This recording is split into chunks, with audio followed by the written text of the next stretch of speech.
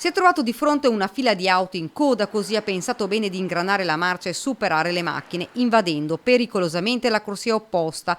Non solo, non contento, ha oltrepassato il semaforo con il rosso pieno per poi continuare la sua folle corsa. Ma sulla strada stava transitando una pattuglia dei carabinieri che, accesa la sirena, si è messa all'inseguimento dell'utilitaria.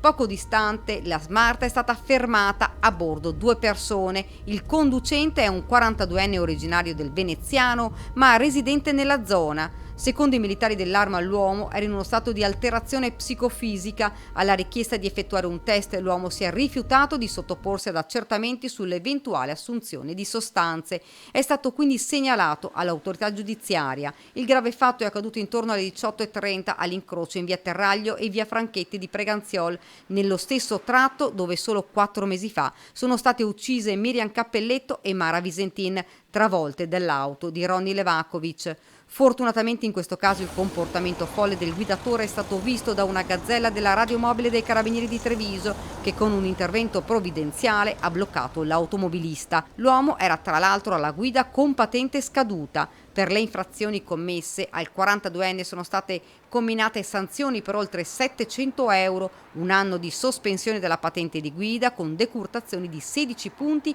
e infine il fermo amministrativo del veicolo. Nulla è stato rilevato invece a carico del passeggero del mezzo, una bravata che poteva davvero finire in tragedia.